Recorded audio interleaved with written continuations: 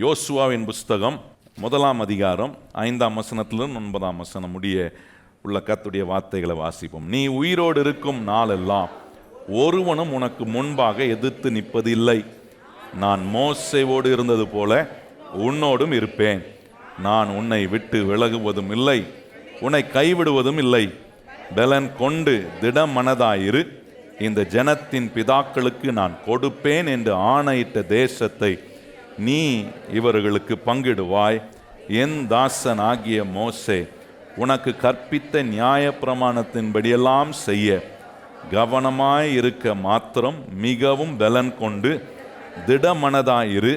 நீ போகும் இடம் எல்லாம் புத்திமானாய் நடந்து கொள்ளும்படி அதை விட்டு வலது இடது புறம் விலகாதிருப்பாயாக.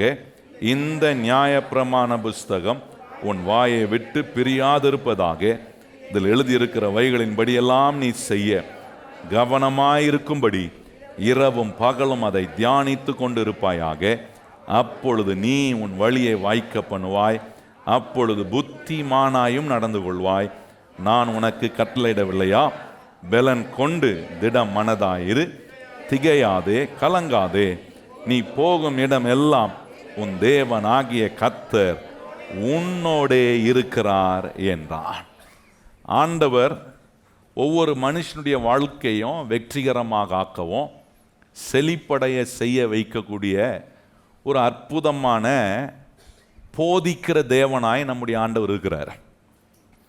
இந்த நாட்கள்லாம் ஆண்டவர் நமக்கு போதித்து கொண்டிருக்கிற ஒரு பெரிய ஆசீர்வாதமான சத்தியம், எப்படி கடனிலிருந்தெல்லாம் கர்த்தர் நம்மளை விடுதலை செய்து, எப்படி தேவ ஆசீர்வாதத்தின் அடையாளமாய் வாழ்வதுக்கு ரட்சிப்பு ஒரு அடையாளம், ஆவிக்குரிய வாழ்க்கை ஒரு அடையாளம், பல அடையாளம் இருக்கு பாருங்க. அதில் இன்னொரு அடையாளம் என்னன்னா, பொருளாதாரத்திலும் நீங்கள் கர்த்தரால் ஆசீர்வதிக்கப்பட்டிருக்கிறீர்கள் என்கிற அந்த அடையாளத்தோட வாழ வேண்டிய இந்த அடையாளம் ரொம்ப முக்கியம். நான் நம்புகிறேன்.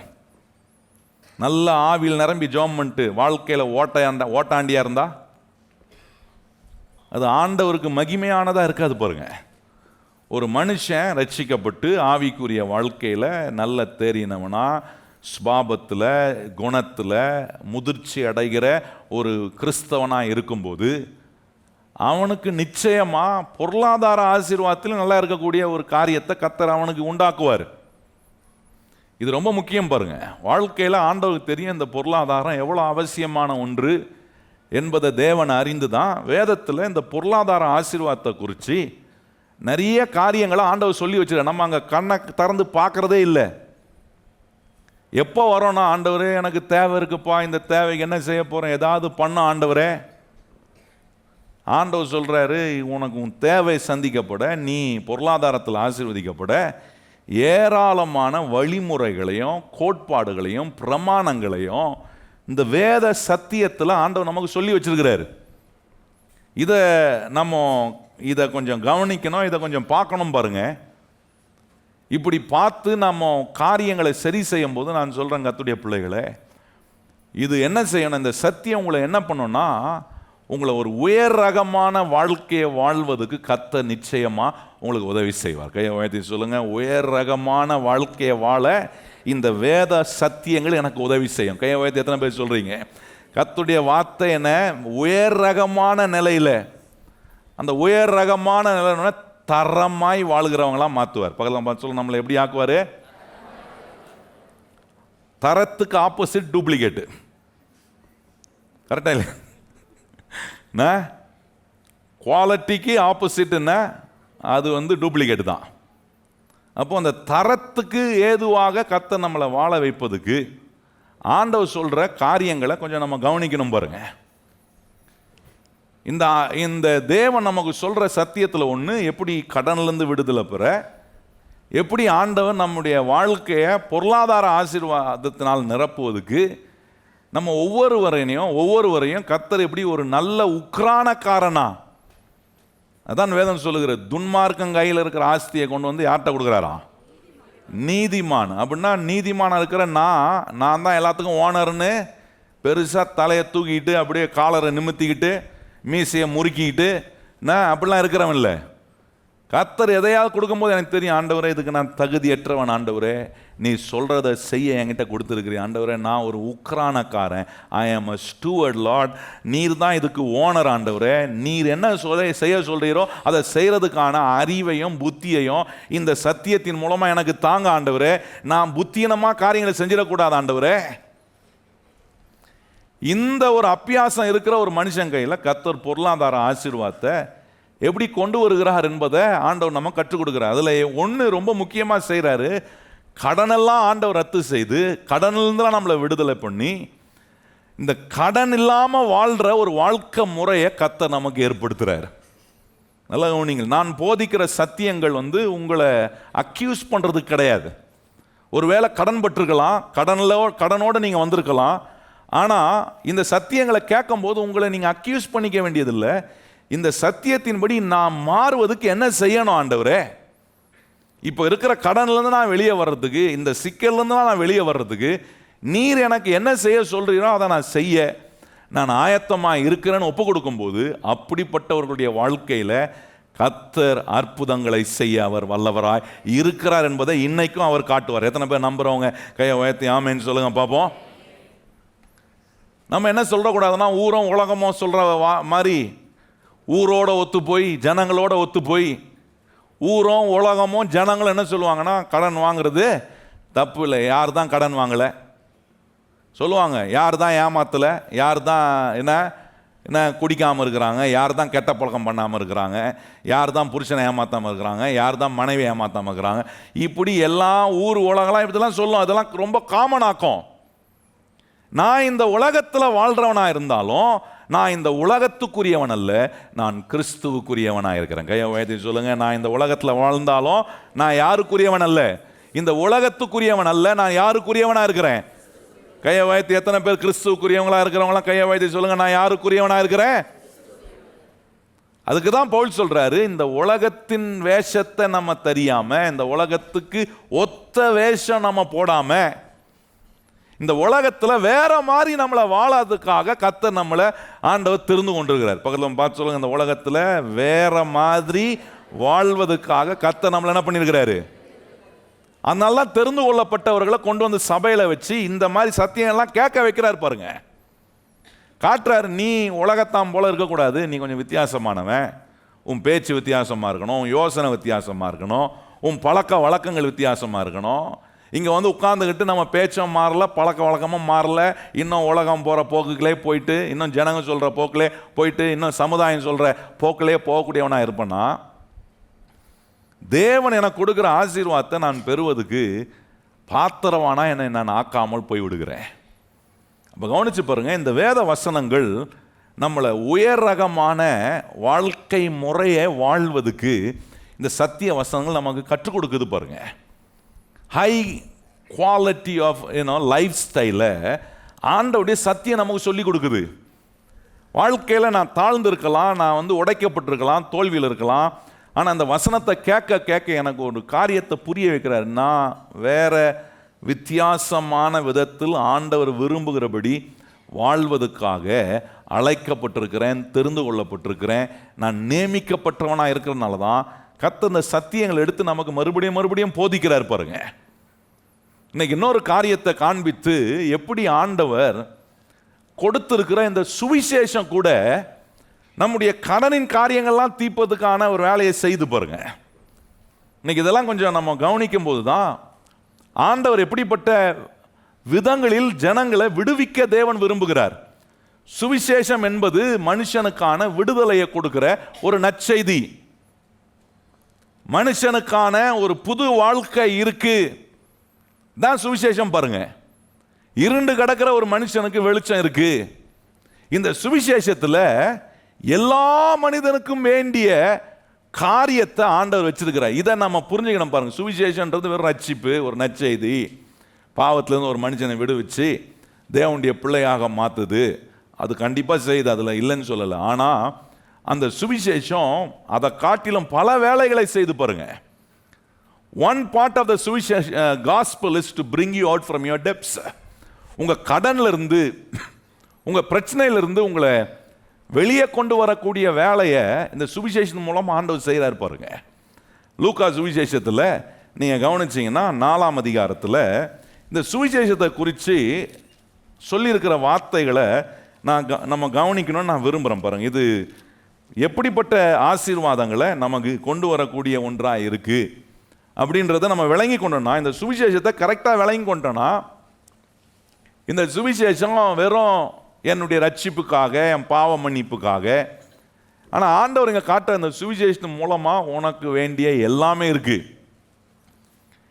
எல்லா மனிதனுக்கும் வேண்டிய என்ன தேவையான காரியங்களை ஆண்டவர் இந்த சுவிசேஷத்துக்குள்ள வச்சுருக்காரு. பாருங்க, 18ஆம் வசனம் பாருங்க. லூக்கா 4ஆம் அதிகாரம் 18ஆம் வசனம். கர்த்தருடைய ஆவியானவர் என்மேல் இருக்கிறார். இது ஆண்டவர் இயேசு சொல்லுகிற ஒரு வார்த்தை. பாருங்க, சொல்றார், கர்த்தருடைய ஆவியானவர் என்மேல் இருக்கிறார், தரித்திரருக்கு சுவிசேஷத்தை பிரசித்தப்படுத்தும். நல்லா கவனிச்சு பாருங்க, எடுத்தோன்னே எப்படி சொல்றாரு பாருங்க. இப்போ நீங்க நல்லா கவனிக்கணும், ஆண்டவர் இந்த சுவிசேஷத்தில் உங்களுக்கான ரட்சிப்பு இருக்கு, உங்களுக்கான ஆவிக்குரிய காரியங்கள் இருக்கு. இந்த சுவிசேஷம் என்ன செய்யுதுன்னா, பாடுபடுறவனை விடுதலை பண்ணுது, குடும்ப பிரச்சனையில் இருக்கிறவனுக்கு ஒரு விடுதலையை கொடுக்குது, பொருளாதார பிரச்சனை இருக்கிற ஒரு மனுஷனுக்கு விடுதலையை கொடுக்குது. சுவிசேஷனாலே ஒரு விடுதலைங்க.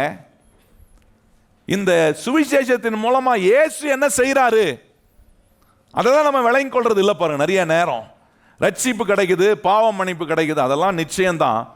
ஆனால் அந்த சுவிசேஷத்துக்கு கூட எல்லா மனுஷனுக்கும் வேண்டிய எல்லா காரியத்துக்கான விடுதலையும் ஆண்டவர் இந்த சுவிசேஷத்துக்குள்ள வச்சிருக்கிறாருன்றது எனக்கு புரியலனா, நான் போகிற என்னுடைய பிரச்சனைகளில் கர்த்தர் என்னை எப்படி விடுவிக்க கூடியவராய் இருக்கிறார் என்பதை விளங்கி வாழலை.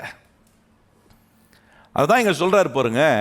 இயேசு நான் சொல்றாரு, அங்கே சொல்லும்போது சொல்றாரு, தரித்திரருக்கு சுவிசேஷத்தை பிரசித்தப்படுத்தவும். இப்போ கவனிச்சு பாருங்க, ஒரு மனுஷன் தரித்திரத்தில் இருக்கிறானா, ஏழ்மையான நிலையில் இருக்கிறானா, அவனுக்கு ஆண்டவருடைய ஆசீர்வாதத்தை குறித்து சொல்லும் போது அவனுடைய கண் திறக்கப்படுது, அவனுடைய அட்டென்ஷன். கடவுளை என்ன ஆசீர்வதிக்க முடியுமா? என் ஏழ்மையான நிலையை மாற்ற முடியுமா? என் தரித்திரத்தை நீக்க முடியுமா? என் பிரச்சனைகளை அவர் தீர்க்க முடியும்னா, ஒரு மனுஷன் என்ன செய்கிறான்?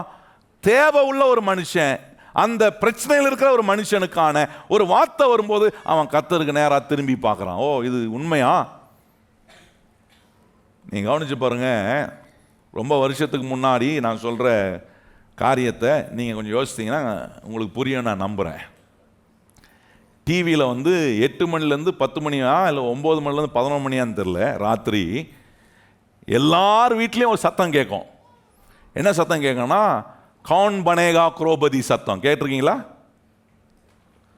அது ஒரு மியூசிக் வரும் பாருங்க, டொடான் டொடான் டொடான் டொடான்னு ஒரு சவுண்டோட வரும் பாருங்க. அதை எல்லா வீட்லேயும் நீங்கள் பார்த்தீங்கன்னா அந்த சவுண்டு கேட்கும். ஏன் எல்லா மக்களும் பார்க்குறாங்கன்னா, எல்லாருக்கும் என்ன ஆசைனா, எப்படியாவது நான் ஒரு குரோபதி ஆகிட மாட்டேனா?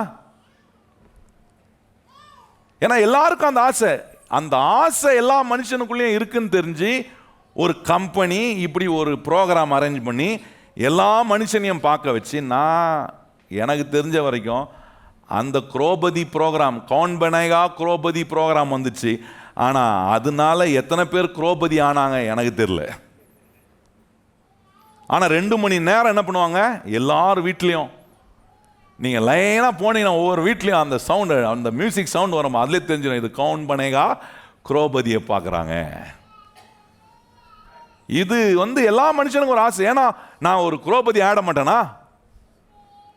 எல்லாருடைய ஆசையாக இருந்துச்சு பாருங்க. ஏன்னா இது மனுஷனுடைய தேவையை அறிஞ்சு ஒரு காரியம் வரும்போது மனுஷன் அதுக்கு நேரம் அட்ராக்ட் ஆகிறான். நல்லா கவனிங்கள், உலகத்தில் இருக்கிற மனுஷன் கொண்டு வருகிற ஸ்கீமும் திட்டங்களும் என்ன, அவங்க கொண்டு வருகிற அட்வர்டைஸ்மெண்ட், அவங்க கொண்டு வருகிற ப்ரோக்ராம் உங்களை நல்லா ஆக்குமோ நல்லா ஆக்காதோ எனக்கு தெரியாது. ஆனால் நான் சொல்கிறேன், நான் வாரந்தோறும் பிரசங்கிக்கிற கர்த்தருடைய வசனம் உங்களை இதை காட்டிலும் நல்லா ஆக்கும் என்பதுக்கு எந்த சந்தேகமும் கிடையாது. இந்த வசனம் உங்களை எல்லா பதியாக்கும். ஹலோ, நான் சொல்றது புரியுதா உங்களுக்கு? குரோபதி இல்லை, உங்களை எல்லா பதியும் நல்ல பதியாக மாறிடுவீங்க. நீங்கள் நல்ல பதியாக மாறிட்டீங்கனால வாழ்க்கை எல்லாமே நல்லா ஆகிடும், சுமூகமாக போகும், காரியங்கள் எல்லாம் நன்மையான விதத்தில் நடக்கும். பாருங்கள், ஏன்னா மனுஷனுடைய கவனம் எதில் இருக்குன்னா, நான் கஷ்டப்படும் போது என் தேவை அறிஞ்சு ஒரு காரியத்தை சொல்லும் போது அந்த மனுஷனுடைய கவனம் அதுக்கு நேரம் வருது பாருங்க. இயேசுநாதர் பார்க்கிறார், ஜனங்க தரித்திரத்தில் இருக்கிறாங்க, பாவத்தில் இருக்கிறாங்க, கட்டுண்டவர்களா இருக்கிறாங்க, வியாதியில் இருக்கிறாங்க. இதை அறிந்து இயேசுநாதர் சொல்ற, நான் என் மேல் இருக்கிற ஆவியானவர் என்னை எதற்காக அபிஷேகம் பண்ணியிருக்கிறார் என்று சொல்லும் போது இயேசுநாதர் சொல்றாரு, தரித்திரருக்கு எடுத்த உடனே பாருங்க, எடுத்த உடனே அந்த வார்த்தை, என் மேல இருக்கிற ஆவியானவர் என்னை அபிஷேகம் பண்ணது எதற்காகனா, தரித்திரப்பட்டிருக்கிற ஜனங்களை ஆசீர்வாதம் ஆக்குவதற்கான ஒரு பிரசங்கத்தை செய்ய வந்திருக்கிறேன். அந்த சுவிசேஷம் என்ன பண்ணுதுன்னா, ஒரு மனுஷன் ஆண்டவருடைய செய்தியை கேட்கும் போது, இயேசுவை குறித்து அவன் கேள்விப்படும் போது அவனுக்கு ஒரு நம்பிக்கை இருக்கு. என்ன நம்பிக்கைனா, என் தரித்திரத்தை மாற்ற எனக்கு ஒரு ஆசீர்வாதமான தேவன் இருக்கிறார் என்கிற நம்பிக்கை வருது பாருங்க. அதான் இங்க சொல்லியிருக்கிறார். அது என்ன பண்றாரா, தரித்திரருக்கு சுவிசேஷத்தை பிரசித்தப்படுத்தவும், அப்புறம் என்னை அபிஷேகம் பண்ணினார், இருதயம் நொறுங்குண்டவர்களை குணமாக்கவும், சிறைப்பட்டவர்களுக்கு விடுதலையும், குருடருக்கு பார்வையும் பிரசித்தப்படுத்தவும், நொறுங்குண்டவர்களை எவ்வளவு சொல்லியிருக்கார் பாருங்க. தரித்திரம் பிடிச்சவனை ஆசீர்வாதமாக்க, அப்புறம் இருதயம் நொறுங்குண்டவனை விடுதலை பண்ண, குருடனுக்கு பார்வையை கொடுக்க, சிறைப்பட்டவர்களை விடுதலை. எதுல சிறைப்பட்டிருக்கிறேன் இன்னைக்கு நானு? கடன் என்பது ஒரு சிறைப்படுகிற நிலை. ஒரு மனுஷனுடைய வாழ்க்கையில் சில பிரச்சனைகள், சில தோல்விகள், சில சூழ்நிலைகளுக்குள்ள போகும்போது சிறைப்பட்டு போய் இருக்கிறது போல இருக்கு. இருதயத்தை ஆண்டவர் என்ன பண்றாராம், குணமாக்குறாராம், குருடனுக்கு பார்வையை கொடுக்கிறாராம், நொறுங்குண்ட இருதயத்தை ஆண்டவர் என்ன செய்கிறார், தேற்றுகிறாரு. இதெல்லாம் செய்யக்கூடிய ஆண்டவராக இயேசு கிறிஸ்து தம்மை இந்த உலகத்துக்கு ஜனங்களுக்கு காண்பிக்கிறார். ஜனங்களுக்கு தன்னை வெளிப்படுத்தி காட்ட வந்த இந்த மெசாயா, இந்த இயேசு கிறிஸ்து என்ன செய்ய விரும்புறாருன்னா, தரித்திரம் பிடிச்சிருக்கிற மனுஷனுடைய வாழ்க்கையை ஆசீர்வாதமாக்க, தோல்வியில் இருக்கிற மனுஷனுடைய வாழ்க்கையை ஜெயமாக்க, வியாதியில் இருக்கிற ஒரு மனுஷனை அவனை சுகமாக்க, இருதயத்துக்குள்ள இருக்கிற பிரச்சனை, இருதயத்துக்குள்ள போய் என் பாரம், என் கவலை எல்லாத்தையும் வச்சு அங்கே உட்காந்து நான் கவலைப்பட்டு இருக்க, அந்த இருதயம் நொறுங்க இருதயத்தை கூட விடுதலை பண்ண, எதெல்லாம் என்னை சிறைப்படுத்தி வைத்திருக்கிறதோ, எந்த காரியங்கள்லாம் என்னை சிறைப்பட்டு வைத்திருக்கிறதோ, அந்த சிறைப்பட்டிருக்கிற நிலையிலிருந்து நம்மளை கட்டவிழ்த்து விட, இதெல்லாம் இந்த சுவிசேஷத்தை ஆண்டவர் சொல்ல செய்ய தான் வந்திருக்கிறார் என்பது எனக்கு புரியலனா, நான் சொல்கிறேன், கர்த்தருடைய பிள்ளைகளை, நம்முடைய வாழ்க்கையில் இந்த சுவிசேஷத்தின் மூலமாக கர்த்தர் உண்டு பண்ணுகிற விடுதலையை நான் அனுபவிக்க முடியாமல் போய்விடுகிறேன். அதை சொல்லிட்டு அடுத்த வசனம் சொல்கிறார் பாருங்க, அங்கே 19ஆம் வசனம், கர்த்தருடைய அனுக்கிரக வருஷத்தை பிரசித்தப்படுத்தவும் என்னை அனுப்பினார் என்று எழுதியிருக்கிற இடத்தை அவர் கண்டு. நல்ல கவனிங்கள், அனுக்கிரக வருஷத்தை பிரசித்தப்படுத்தவும். 18ஆம் வசனம் சொல்றாரு, தரித்திரனை விடுதலை பண்ண, பார்வையில்லாதவனுக்கு பார்வையை கொடுக்க, சிறைப்பட்டவனை நான் கட்டவளுக்க, இருதயம் நொறுங்கு கொண்டவங்களை விடுதலை பண்ண, இதெல்லாம் செய்ய எனக்கு என்ன பண்ணப்பட்டிருக்குன்னா சொல்றாரு, கர்த்தருடைய அனுக்கிரக வருஷத்தை பிரசித்தப்படுத்த நான் வந்திருக்கிறேன். இதெல்லாம் செய்யக்கூடிய ஒரு அனுக்கிரக ஒரு வருஷத்தை கர்த்தர் ஒவ்வொரு மனுஷனுடைய வாழ்க்கையில உண்டு பண்ணி வைத்திருக்கிறார் என்பதை காட்ட ஆண்டவர் விரும்புகிறார் பாருங்க. நீங்க நல்லா கவனிச்சு பாருங்க. பழைய ஏற்பாட்டு காலத்தில், பழைய ஏற்பாட்டு நிருபங்களை நீங்க வாசித்தீங்கன்னா, இந்த அனுக்கிரக வருஷத்தை குறித்து சொல்லும் போது அந்த வார்த்தையை எப்படி சொல்றாங்கன்னாங்க, யூப்ளியின் ஆண்டாக கர்த்தர் அந்த அனுக்கிரக வருஷத்தை டிக்ளேர் பண்றாராம். இயர் ஆஃப் ஜூப்ளின்னு சொல்றாங்க பாருங்க. அதை தான் இங்கே என்ன போட்டிருக்குன்னா, அக்செப்டட் இயர் அப்படின்னு போட்டிருக்கு ஆங்கிலத்தில். புதிய ஏற்பாட்டில் வரும்போது ஆண்டவர் இந்த 19ஆம் வசனம் சொல்றாரு, அங்கே என்ன சொல்றாரு, அனுக்கிரக வருஷத்தை பிரசித்தப்படுத்தவும் என்னை அனுப்பினார். நல்லா கவனிச்சு பாருங்க. இந்த அனுக்கிரக வருஷம் அப்படின்னும் போது அதை நீங்க நல்லா விளங்கி கொள்ளணும். அது என்ன சொல்றதுன்னா, இயர் ஆஃப் ஜூப்ளி, யூப்ளியின் ஆண்டவர் பிரசித்தப்படுத்தும்படி வந்தாராம். இந்த யூப்ளியின் ஆண்டு என்ன நீங்க கவனிச்சீங்கன்னா,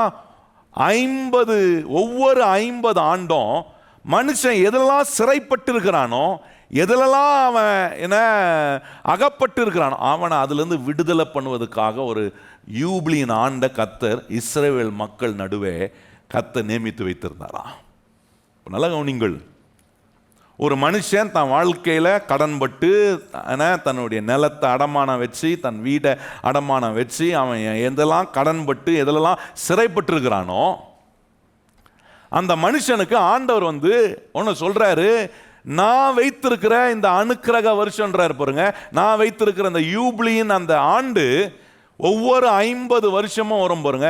அந்த ஒவ்வொரு 50 வருஷமும் மனுஷனுக்கு ஆண்டவர் ஒரு நம்பிக்கையை கொடுக்குறாரு. என்ன நம்பிக்கைனா, நீ எதை நீ இழந்திருந்தாலும் அதை நீ மறுபடியும் திருப்பியும் பெற்றுக்கொள்ளலாம் என்கிறத பிரசித்தப்படுத்துகிற ஒரு வருஷம் அது. நல்லா கவனிச்சு பாருங்க. அப்போ இஸ்ரவேல் மக்களுக்கு நல்லா தெரியும், என்ன, நான் ஒரு வேளை என் நிலத்தை, என் வீடை, எனக்கு உண்டான காரியங்களை நான் இழந்திருந்தாலும் கர்த்தர் எனக்கான ஒரு அனுக்கிரக வருஷத்தை அவர் வைத்திருக்க. எத்தனை பேர் நீங்கள் நம்புறீங்க உங்களுக்காக கர்த்தர் ஒரு அனுக்கிரக வருஷத்தை வச்சிருக்கிறார்? நம்புறவங்களாம் கையை உயர்த்தி சொல்லுங்க, எனக்கான ஒரு அனுக்கிரக வருஷத்தை கர்த்தர் என்ன பண்ணியிருக்கிறாரு? நியமித்து வச்சிருக்கிறாரு பாருங்க. அப்போ இந்த இயர் ஆஃப் ஜூப்ளின்றது ஒவ்வொரு 50 ஆண்டு என்ன நடக்கும்னா, மனுஷன் எதெல்லாம் இழந்திருக்கிறானோ, ஒருவேளை என்ன அவன் அடமானம் வச்சுட்டு அவன் மறிச்சு போயிருக்கலாம், அவன் காலம் முடிஞ்சிருக்கலாம். ஆனாலும் அவன் குடும்பம் அதை நல்லா அறிஞ்சு வச்சுருக்கோம் பாருங்க. எங்கள் அப்பா இழந்ததை, எங்கள் தாத்தா இழந்ததை ஆண்டவர் வைத்திருக்கிற காட்ஸ் கிரெடிட் சிஸ்டம், ஆண்டவர் வச்சிருக்கிற அவருடைய அமைப்பில் இந்த யூப்ளின் ஆண்டு வரும்போது இந்த ஜனங்களுக்கு தெரியும், நான் இழந்ததெல்லாம் நான் ரெஸ்டோர் பண்ணி கொள்ள முடியும், நான் திருப்பி கொள்ள முடியும் என்பதை ஆண்டவர் அவர்களுக்கு நடுவே நியமித்த ஒன்று பாருங்க. அப்போ ஜனங்களுக்கு தெரியும், தேவ பிள்ளைகளுக்கு தெரியும், நம்முடைய வாழ்க்கையில் நம்ம எதை இழந்தாலும் திருப்பி கொள்றதுக்கு ஒரு நேரத்தை கர்த்தர் வச்சிருக்கிறார். கையை உயர்த்தி சொல்லுங்க, நான் எதை இழந்திருந்தாலும் அதை திருப்பி கொள்றது கர்த்தர் என்ன வச்சிருக்கிறாரு? ஒரு நேரத்தை கர்த்தர் வச்சிருக்கிறார் பாருங்க. அந்த நேரம் யாருமே தடை பண்ண முடியாது பாருங்க. உங்களுக்கு வர வேண்டியது உங்களுக்கு சேரும். யாருக்கிட்ட நீங்கள் அடமானம் வச்சுருந்தீங்களோ, யாருக்கிட்ட உங்கள் நிலம் என்ன கை மாறி போச்சோ, அவங்க என்ன செய்ய வேண்டியதாக இருக்கும்னா, அந்த 50வது வருஷத்தில் கர்த்தர் நியமித்திருக்கிற அந்த யூப்ளியின் வருஷத்தில் அதை அவங்க திருப்பி கொடுக்கணும் பாருங்கள். அது அவனுக்கு திரும்பி போய் சேரும். இதெல்லாம் தேவன் வச்சிருக்கிற ஒரு அற்புதமான சிஸ்டம் பாருங்க. இன்னைக்கு ஆண்டவர் வச்சுக்கிற அமைப்பை மாத்திரம் எல்லா நாட்டிலையும் உபயோகப்படுத்தலாம். நான் சொல்கிறேன், எந்த நாடுமே எந்த மக்களும் தரித்திரத்தில் இருக்க வேண்டிய அவசியம் இல்லை பாருங்க. ஆனால் கர்த்தர் வச்சிருக்கிற அமைப்பெல்லாம் இன்னைக்கு யாரும் கை கொள்ளாமல் அதை மாற்றி அமைச்சு கடைசி வரைக்கும் எப்படி மனுஷனை போட்டு ஆண்டு அவனை அடிமையாக வச்சு அவனை ஆண்டு ஆள்றதுக்குண்டான எண்ணங்கள் ஒரு மனுஷனுக்குள்ளே வரும்போது இந்த தேவ ஆசீர்வாதத்தெல்லாம் தன் வாழ்க்கையில் மனுஷன் அனுபவிக்க முடியாமல் போய் விடுகிறான் பாருங்க. அப்போ ஆண்டவர் சொல்கிறாரு, நீ இழந்ததெல்லாம் திருப்பி கொள்றது ஒரு நேரம் வச்சிருக்கிறார். பக்கத்தில் பார்த்து சொல்லுங்க, நீ இழந்ததெல்லாம், இன்னைக்கு எதுலெல்லாம் கடன்பட்டு இழந்திருக்கிறீங்களோ, எத்தனை பேர் கடன் நிமித்தமாக உங்கள் சொத்து உங்களுடைய காரியங்கள்லாம் உங்கள் கையை விட்டு போச்சோ, எத்தனை பேர் நம்புறீங்க எனக்கு ஒரு நேரத்தை கர்த்தர் வச்சிருக்கிறார், அதில் எல்லாவற்றையும் திருப்பி கொள்ள கர்த்தர் எனக்கு என்ன செய்வார்? அதை இன்னும் கொஞ்சம் நல்லா சொல்லணும்னா, it's a time of regaining everything. எல்லாவற்றையும் ரீகெயின் பண்ணுற நேரம். பக்கத்தில் பார்த்து சொல்லுங்க, ஆண்டவர் உங்களுக்கு நியமித்திருக்கிற நேரம் எப்படி இருக்குன்னா, எல்லாவற்றையும் நீங்கள் என்ன பண்ணுவீங்க? ரீகெயின் பண்ணுவீங்க. நமக்கு சில காரியங்கள்லாம் இருந்துச்சு பாருங்க, உழைச்சி சில காரியங்களை செஞ்சோம். ஆனால் சில பிரச்சனைகள் நிமித்தமா, சில கடன் நிமித்தமா, சில காரியங்கள் நிமித்தமா பணம் உங்க கையை விட்டு போயிருக்கலாம், ஆஸ்தி உங்க கையை விட்டு போயிருக்கலாம், உங்களுக்கானது உங்களை கையை விட்டு போயிருக்கலாம். கஷ்டப்பட்டு உழைச்சி அந்த காரியத்தை நீங்க அடைஞ்சிருப்பீங்க. ஆனா சில சூழ்நிலை நிமித்தமா அது உங்க கையை விட்டு போகக்கூடிய காரியமா இருந்திருக்கலாம். ஆனா ஆண்டவர் சொல்றாரு, நான் உனக்கு நியமித்திருக்கிற நேரம் ஒன்று இருக்குப்பா. அந்த நேரம் என்னன்னா, நீ எல்லாவற்றையும் ரீகெயின் பண்ணுகிற நேரம். எத்தனை பேர் நம்புறவங்க கையை உயர்த்தி ஆண்டவரை பார்த்து சொல்லுங்க, ஆண்டவரே, நீர் நியமித்திருக்கிற நேரத்தில் எத்தனை காரியம் என்னை விட்டு போயிருந்தாலும் அதை மறுபடியும் ரீகெயின் பண்ணுவேன். சொல்லுங்க, அதை நான் செய்வேன். ஆரோக்கியத்தை இழந்திருக்கீங்களா? ஆரோக்கியத்தை ரீகெயின் பண்ணுவீங்க. ஆஸ்தி இழந்திருக்கிறீங்களா? ஆஸ்தி என்ன பண்ண முடியும்? ரீகெயின் பண்ணுவீங்க. It's a time of regaining things. ஆண்டவர் சொல்றார், இந்த ஜூப்ளியின் ஆண்டுன்றது என்னன்னா, ஆண்டவர் சொல்ற, நீ இழந்ததெல்லாம் ரீகெயின் பண்ற நேரம்ப்பா. இப்படி ஆண்டவர் மனுஷனுடைய வாழ்க்கையில வேலை செய்யும். அவனுக்கு என்ன சந்தோஷம் கொஞ்சம் யோசித்து பாருங்க. பாருங்க, ஒரு உதாரணம் சொன்னா நீங்க விளங்கி கொள்வீங்க. என்ன, உங்கள் அப்பா ஒரு 30 வருஷத்துக்கு முன்னாடி உங்கள் வீடை கொண்டு போய் அடமானம் வச்சிடுறாரு. சும்மா உதாரணத்துக்கு கொண்டு போய் அடமானம் வச்சிடுறாரு. 30 வருஷம் அடமானமாக இருக்குது. இது வர்றதுக்கு வாய்ப்பே இல்லை, அவ்வளோதான், கை மாறி போயிடுச்சு, இனிமே அதெல்லாம் நமக்கு வர்றதுக்கு சாத்தியமே இல்லைன்னு சொல்கிற சூழ்நிலையில் ஆண்டவர் ஏதோ ஒரு அற்புதத்தை செஞ்சு அந்த அடமானம் வைக்கப்பட்ட வீடை உங்களுக்கே மறுபடியும் சொந்தமாக கொடுக்குறாருன்னா உங்கள் உள்ளம் எப்படி சந்தோஷப்படும்? சிரிக்காத மூஞ்சி கூட எப்படி இருக்கும்? மூஞ்சில் ஒரே சிரிப்பு, அப்படியே பிரைட்டாக, அப்படியே பல இருக்கும் பாருங்க. நான் சொல்கிறேன், நமக்கே நம்ம அப்பா சொத்தை இழந்தது நமக்கு திருப்பி வந்தாலே இவ்வளோ சந்தோஷமாக இருக்கும்னா, நான் சொல்கிறேன், உங்களையும் என்னையும் உண்டாக்கின நம்முடைய பரலோக தகப்பன், அவருக்கு நம்ம பிள்ளைகளாக இருக்கிறோமே, நம்ம இழந்ததெல்லாம் நம்ம திருப்பி கொள்ளும்போது அவர் எவ்வளோ சந்தோஷப்படுவாருன்னு கொஞ்சம் யோசிச்சு பாருங்க. அதை தான் சொல்கிறாரு. அந்த சந்தோஷத்தை உண்டாக்க, அந்த மகிழ்ச்சியை உண்டாக்க, அந்த ஒரு ஆசீர்வாதத்தின் களி கூறுதலை ஒரு மனுஷனுடைய வாழ்க்கையில் உண்டாக்கக்கூடிய பிரசித்தப்படுத்தக்கூடிய அனுக்கிரக வருஷத்தை பிரசித்தப்படுத்தும்படி நான் அனுப்பப்பட்டேன்றதை ஆண்டவர் சொல்றாரு பாருங்க. இன்னைக்கு இதெல்லாம் நம்ம நம்பணும். இந்த சுவிசேஷம் இந்த அனுக்கிரக வருஷத்தை, இந்த யூபிலியின் ஆண்டை எனக்கு லான்ச் பண்ணி கொடுக்குது. எனக்கு அதை லான்ச் பண்ணி விடுறாரு ஆண்டவர் என் வாழ்க்கையில். இந்த சுவிசேஷத்தின் மூலமா இந்த அற்புதம்லாம் எனக்கு நடக்கும். நான் சிறைப்பட்டிருக்கிறதெல்லாம் கர்த்தர் என்னை விடுதலை செய்வார். எத்தனை பேர் கை உயர்த்தி சொல்றீங்க, நான் சிறைப்பட்டிருக்கிறதெல்லாம் கர்த்தர் என்ன விடுதலை செய்வார். என்னுடைய இருதயம் நொறுங்குண்ட இருதயத்தெல்லாம் கர்த்தர் என்ன செய்கிறாரு? விடுதலை பண்ணுகிறார். என்னுடைய என்ன பலவீனங்கள் எல்லாம் கர்த்தர் என்ன ஆக்குறாரு? ஆரோக்கியமாக்குறார், பலனாக மாத்துறாரு பாருங்க. இதெல்லாம் கர்த்தர் நமக்கு செய்கிற ஒரு ஆசீர்வாதத்தின் தேவனாய். இப்படி நான் இந்த காரியங்களை விளங்கி கொள்ளனா, எனக்கு ஒரு யூபிலின் ஆண்ட கர்த்தர் நியமித்திருக்கார். அது ஒவ்வொரு 50 வருஷம் நான் வெயிட் பண்ண வேண்டியதில்லை. அது இன்னைக்கே நடக்கிற ஒரு ஆசீர்வாதமாக கர்த்தர் எனக்கு செய்ய அவர் வல்லவராய் இருக்கிறார். இதெல்லாம் நம்முடைய வாழ்க்கையில் நம்ம ஆணித்தரமாக நம்பணும் பாருங்க. பல காரியங்களை கர்த்தர் நான் ரீகெயின் பண்ண எனக்கு உதவி செய்வார். இந்த புது வருஷத்துக்குள்ளே போகும்போது இந்த நம்பிக்கையோடு போனேன். என்ன நம்பிக்கைனா, நான் இழந்ததெல்லாம் திருப்பி கொள்ள கர்த்தர் எனக்கு ஒரு வழிகளை உண்டாக்குவார். எத்தனை பேர் நம்புறவங்க கையை வச்சு சொல்லுங்கள், நான் இழந்ததெல்லாம் திருப்பி கொள்ள. சொல்லுங்கள், நான் இழந்ததெல்லாம் நான் அதை திருப்பி கொள்ள, ரீகெயின் பண்ண. சொல்லுங்கள் அந்த வார்த்தையை, நான் எல்லாவற்றையும் ரீகெயின் பண்ணுவேன். சொல்லுங்கள் வார்த்தை, நான் எல்லாவற்றையும் என்ன செய்வேன்? சிலெல்லாம் கடினமாக பிரயாசப்பட்டு கடின முயற்சிகளை செஞ்சு சிலது உங்கள் கையை விட்டு போயிருக்கலாம். கர்த்தர் சொல்கிறாரு, நான் நீ எடுத்த ஒவ்வொரு பிரயாசத்தையும் நான் பார்த்துட்டு தான் இருந்திருக்கிறேன்.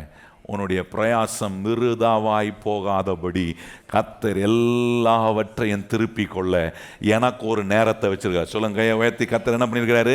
எனக்கு ஒரு டைம் வச்சிருக்காரு. அந்த டைம் என்ன டைம்னா, நான் எல்லாத்தையும் ரீகெயின் பண்ணுகிற டைம். சொல்லுங்க வாயத்திறந்து, அது என்ன டைமு? எல்லாத்தையும். நம்ம கையை விட்டு போனதெல்லாம் நிறைய பேர் பார்த்துருப்பாங்க. ஆனால் இப்போ பார்ப்பாங்க, என்ன பார்ப்பாங்கன்னா, எல்லாம் என் கைக்கு திரும்பி வர்றதை கர்த்தர் பார்க்கும்படி அந்த ஒரு ரீகெய்னிங் டைமை கர்த்தர் நமக்கு உண்டாக்கி கொடுப்பாரு. அதான் சொல்றாரு, அந்த அனுக்கிரக வருஷத்தை பிரசித்தப்படுத்த ஆண்டவர் சுவிசேஷத்தை ஆண்டவர் ஜனங்களுக்கு பிரசங்கிக்க, இந்த அனுக்கிரக வருஷத்தை சொல்வதற்கு பிரசித்தப்படுத்துவதற்காக அனுப்பப்பட்டிருக்கிற தேவனாய் நான் வந்திருக்கிறேன்றதை இயேசு சொல்றாரு பாருங்க. எனக்கு மறக்கவே முடியாது. இந்த ரேனாட் போங்கே என்கிறவர் ரொம்ப அற்புதமான தேவனுடைய மனுஷன். ஆண்டுடைய சுவிசேஷத்தை அவரை மாதிரி சொல்ல முடியாது பாருங்க. ஏன்னா யூரோப் தேசத்தில் போய் அவர் ஆண்டவர் அங்கே போய் ஊழியம் செய்ய சொன்னாராம் பாருங்க. அங்கே போய் ஊழியம் செய்யும்போது அவர் என்ன செஞ்சாராம், இந்த சுவிசேஷத்துக்கு ஒரு அர்த்தத்தை ஆண்டவர் அவருக்கு உணர்த்தினாராம். அது ரொம்ப எளிமையான விதத்தில் சொன்னார். அந்த சுவிசேஷத்தை அதுக்கு ஒரு புஸ்தகமே எழுதியிருக்கிறார். அந்த புஸ்தகத்தை எழுதணும் மாத்திரம்ல, அந்த புஸ்தகத்தை எழுதி ஐரோப்பிய நாட்டில் இருக்கிற எல்லா மக்களுக்கும் எல்லா வீட்டுக்குமே அது இலவசமாக அந்த ஒரு புஸ்தகத்தை கொடுத்தாராம். அந்த புஸ்தகம் என்னன்னா, சுவிசேஷனா என்னன்னா, இயேசு சொன்ன சுவிசேஷம். அந்த சுவிசேஷத்தை நீங்கள் புரிஞ்சுக்கணும்னா அது என்னன்னா, அவர் சொல்கிறாரு, உன்னுடைய மைனஸ் எல்லாம் அவர் ப்ளஸ்ஸாக மாற்றுவார். எத்தனை விதத்தில் நீ மைனஸாக இருந்தாலும் அவர் அத்தனையும் ப்ளஸ் ஆக்குகிற ஒரு தேவனாக இருக்கிறார். கையை வைத்து சொல்லுங்கள், என்னுடைய மைனஸ் எல்லாம் என்ன பண்ணுவார்? நமக்கு நிறைய மைனஸ் இருக்கா? இல்லை, என்கிட்ட ஒரு மைனஸும் இல்லை, நான் ஒரு குறையும் இல்லை. ஆண்டவர் சொல்கிறேன், இல்லை உங்கள்கிட்ட நிறைய மைனஸ் இருக்குது, ஆனால் அவர்கிட்ட நிறைய ப்ளஸ் ஆக்குற கிருபை இருக்குது. ஆண்டவருடைய சுவிசேஷம் என்ன செய்யணும், நம்முடைய மைனஸ் எல்லாம் கர்த்தர் என்ன பண்ணுறாரு, ப்ளஸ் ஆக்குறாரு பாருங்க. எவ்வளோ ஆழத்தில் இருந்தால் கூட நம்மளை மேலே கொண்டு வருவதற்கான கிரியைகளை, அற்புதமான வேலைகளை கர்த்தர் செய்கிறார். அதுதான் இந்த சுவிசேஷம் செய்கிற ஒரு மாபெரும் காரியம் பாருங்க. ஆண்டவருடைய கிரியைகள் அப்படிப்பட்ட அற்புதமான வேலைகளை நமக்கு செய்யக்கூடிய ஒன்றாக இருக்குது. இன்றைக்கி நம்ம நம்பணும், இன்றைக்கி நான் ஒரு வேளை மைனஸில் இருக்கலாம், ஆனால் என் இயேசு என்னை ப்ளஸில் கொண்டு வர அவரால் முடியும். எத்தனை பேர் கையை வைத்து சொல்லுங்க, இயேசு என்ன அந்த ப்ளஸ் ஆன நிலை. எத்தனை பேருக்கு அதுதான் ரீகெய்னிங். அதான் சொன்னேன், இந்த யூபிலின் ஆண்டுன்றது லான்ச் பண்ணியிருக்கிற இந்த சுவிசேஷத்தின் மூலமாக அதை லான்ச் பண்ணுறாரு. சொல்கிறாரு, இந்த சுவிசேஷத்தை தரித்திரருக்கு பிரசித்தப்படுத்த, சிறைப்பட்டவங்களுக்கு நான் என்ன கட்டவிழ்க்க, நொறுங்குண்ட இருதயத்தை விடுதலை பண்ண, பார்வையில்லாதவனுக்கு பார்வையை பிரசித்தப்படுத்த, இந்த அனுக்கிரக வருஷத்தை பிரசங்கிக்கும்படி, பிரசித்தப்படுத்தும்படி நான் அனுப்பப்பட்டிருக்கிறேன் அப்படின்னா ஆண்டவர் சொல்றாரு, எந்தெந்த மனுஷன்லாம் மைனஸில் இருக்கிறானோ, எந்தெந்த சூழ்நிலையெல்லாம் உங்களை கீழே கொண்டு போயிருக்கோ, அந்த சூழ்நிலைகளுக்குள்ள கர்த்தர் உங்களோட உங்களை மேலே கொண்டு வரக்கூடிய, உங்களை மறுபடியும் ரீகெயின் பண்ணக்கூடிய வேலைகளை கர்த்தரால் செய்ய முடியும். எத்தனை பேர் நம்புகிறோம் கையை வச்சாலும் கர்த்தரால் என்னுடைய மைனஸ் எல்லாம் என்னவாக்க முடியும்? எத்தனை பேர் நம்புறீங்க என்னுடைய மைனஸ் எல்லாம் கர்த்தரால ப்ளஸ் ஆக்குறாரு பாருங்க. அதான் ஆண்டவர் சொல்றாரு, நீ அவருடைய மேஜையில் உட்கார்ந்து சாப்பிட்றவனா கர்த்தர் நம்மளை மாத்துறாரு. சுரண்டி சாப்பிட்றது இல்லை, நான் கீழே கிடக்கிறது இல்லை, கீழே கிடக்கிறேன், தாழ்வில் இருக்கிறேன்.